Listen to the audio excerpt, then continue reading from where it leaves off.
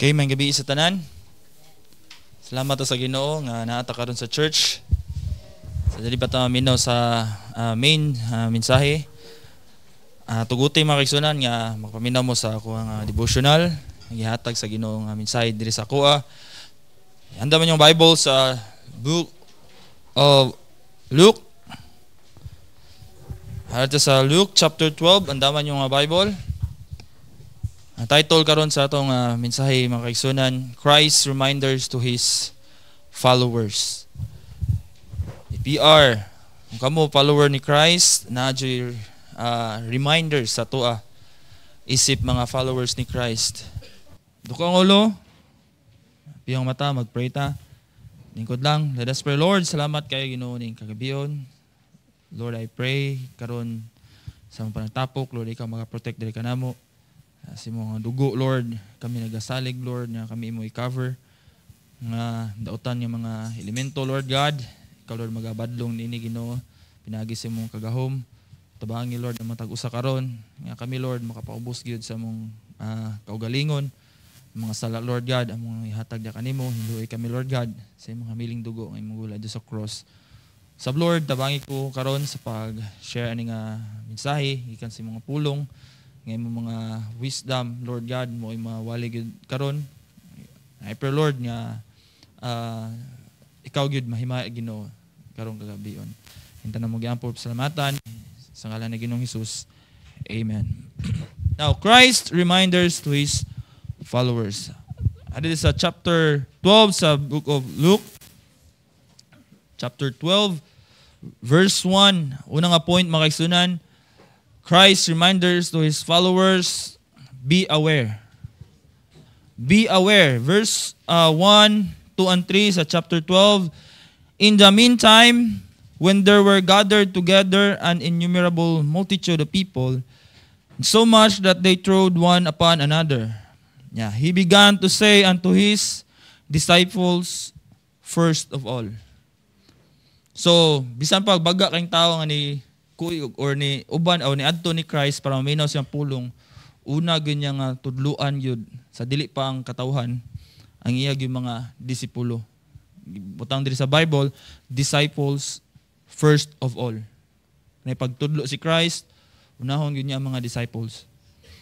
Ningon siya diri sa verse 1, continue sa pagbasa, beware ye of the leaven of the Pharisees, which is hypocrisy. Kining pagka-hypocrite mga kaigsunan, magbantay gid ani. No?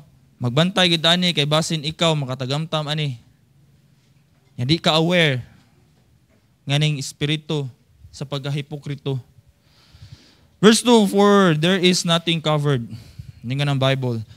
For there is nothing covered that shall not be revealed, neither hid that shall not be known. Wala gyud matago mga kaigsunan sa Ginoo. Therefore, verse 3, whatsoever ye have spoken in darkness, kay kining pagka-hypocrisy, di gid ni siya iya sa kahayag. Kining pagka-hipokrito sa tao, dili gini sa kahayag yun. Ningon ang Bible, spoken in darkness shall be heard in the light, and that which ye have spoken in the ear in closets shall be proclaimed upon the housetops. Manang be aware gid ta. No, daghan mga tao or na kay mga kaila karon. Pwede nimo mo snatch gikan di sa kabuton sa Ginoo. Pwede ka istanan siya nga magamit iyang pagka-hypocrite daw nindot isang paminawon sa imong dalunggan, pero niingon si Christ, be aware. No? Be aware kay pwede ni siya duol nimo. Suod kay nimo. Pwede kisanan gamiton sa yawa. Storyaan lang kaga ng mga nindot yung mga pinulungan. Amen? Be aware. Christ's reminder sa ato as followers diyan ni Christ. Ikaduha mga kaigsunan, be not afraid. Sa Luke 12:4, verse 4 to 5, and I say unto you, si Christ nag-ingon na ni, my friends, I say unto you, my friends, be not afraid of them that kill the body. Ningon siya diri. And after that, have no more that they can do. Say, adok matag tao. Amen? Tao man itong kadlukan. Nga, makapatay ra na siya sa atong lawas kung tuyuan magida. Pero ningon si Christ diri, but I will forewarn you, you whom ye shall fear. Ningon siya diri, verse 5, fear him which after he hath killed hath power to cast into hell. Kinsa man nga kaya ra na, dili ang yawa, dili ang tao nga imong ikadlukan, apan ang Ginoo nga imong gialagaran karon. Siya mo atong kadlukan, dili tao. Amen. Di ko kuan diyan na yun. Usa sa kuan no. Igo sa kuan ni. Pagadungog na ko nga misaya nga kuan sa abalang spirito sa kuha. Nga dali kita madto og tao. Mangurog din ta, mangulba din ta. Pero ningon si Christ dire, yea, I say unto you, fear him. Ang Ginoo gyud atong kadlukan gyud. Be not afraid of human being, but fear him that can kill the body and can bring you to hell. Amen? Mao na ang Ginoo atong kadlukan na gyud. Ikatulo, Christ's reminders to his followers. Ikatulo, be dependable. Verse 6 to 7, and sa diri, are not 5 sparrows sold for 2 farthings, and not one of them is forgotten before God?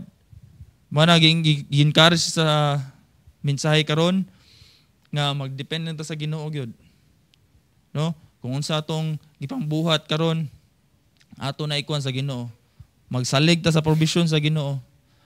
Kung unsay ikuan niya, i-provide sa toa. Be dependable. Depend lang kita sa Ginoo.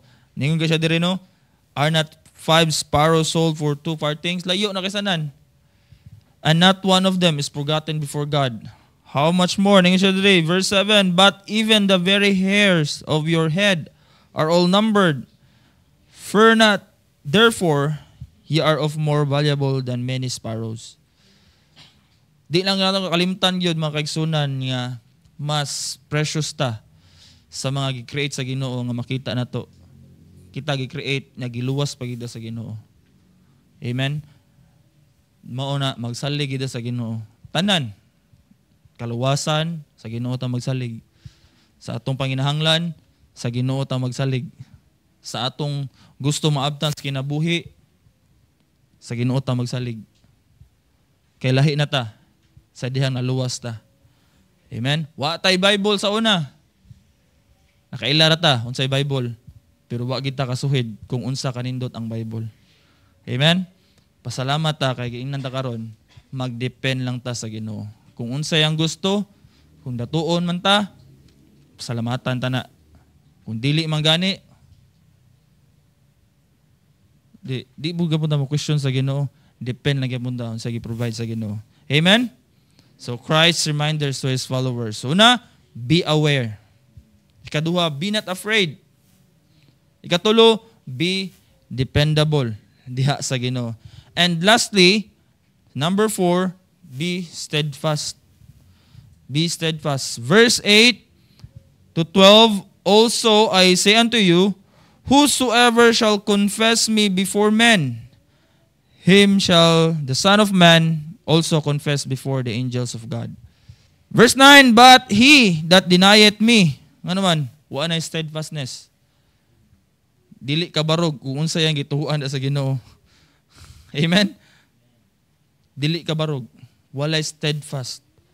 Mo ni sagad nga ma-experience mga Kristohanon karon, kaya na nila sa likway. Ang pinaka-importante silang kinabuhi. Walay steadfastness. But he that denieth me before men shall be denied before the angels of God. Kasakit ani no? Dindot kay kuan ba? Dindot kay papel do sa gawas pero imo na dayang gi-deny si Christ.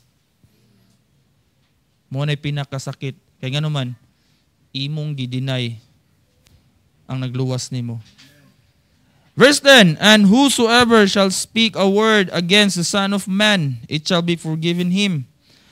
But unto him that blasphemeth against the Holy Ghost, it shall not be forgiven.